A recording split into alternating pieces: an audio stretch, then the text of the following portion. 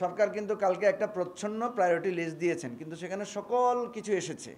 একবার সকল মন্ত্রণালয়ের লিস্ট ধরে ধরে নানা ধরনের কথা উনি সেখানে বলেছেন। কিন্তু যেহেতু উনি বলেছেন উনি একটা রূপকল্প দিবেন, অর্থাৎ একটা রিটেন অর একটা মানে সুনির্দিষ্ট পরিকল্পনা ওনারা দিবেন। তো এটা সরকারের পক্ষ থেকেও আসতে পারে যে আমরা এই প্রায়োরিটি কাজ করব এবং এরপরে গিয়ে আমরা নির্বাচন দিব, আমাদের এত সময় লাগবে। তো উনি যে সময় চান বা উনি যে সময়ের পরিকল্পনা করেন, এটা যদি রাজনৈতিক দলগুলো একমত হয় তাহলে তার কোনো সমস্যা নেই।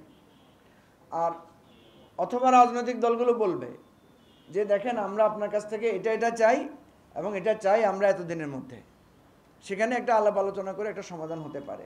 সেজন্য আমরা বলছি যে দুই পক্ষের মধ্যে একটা সংলাপ শুরু হলে এই যে একটা জটিলতা, বা উনি যেটাও বলেছেন যে সবার কাছে একটাই প্রশ্ন যে কতদিন থাকবেন, এই সমস্যাটার সমাধান সম্ভব।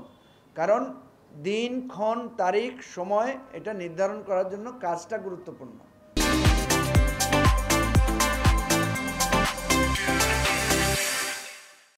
আমরা যেটা দেখতে পাচ্ছি যে এখনও স্টেবিলিটিটা স্টাবলিশড হয় নাই। আপনারা দেখেছেন, আপনাদের বিভিন্ন টেলিভিশন চ্যানেলেও আমরা দেখছি প্রতিদিনই 2-4 জনের লোককে চাকরিচ্যুত করা হচ্ছে, যেটা খুবই আপত্তিকর। কারণ এই টেলিভিশনের কর্তৃপক্ষ, আমি মনে করি এই ধরনের চাকরিচ্যুতের ঘটনাটাও সরকারের এটা থামানো উচিত।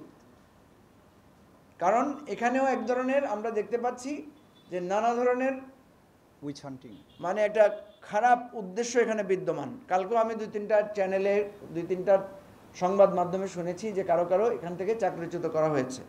তো এই জন্য এই জিনিসগুলোতে একটা শৃঙ্খলা ফিরিয়ে আনতে হবে। একটা বিপ্লব বা একটা গণ অভ্যুত্থানের সময় অনেক নানা ধরনের পরিস্থিতি হয়, কিন্তু এটাকে একটা জায়গায় এনে গুছাতে হয়, এটাই নিয়ম। এই যে আপনারা দেখছেন বন্যা হচ্ছে না, কিন্তু বন্যা সেরে গেলে আমাদের তো একটা দায়িত্ব আবার জনজীবনকে স্বাভাবিক করা, আবার রাস্তাঘাটগুলোকে ঠিক করা, এবং একটা সময় কি আবার কিন্তু জনজীবন স্বাভাবিক হয়ে আসে। তাহলে আমাদের জীবনের উপর একটা তীব্র ঝড় বয়ে গেছে।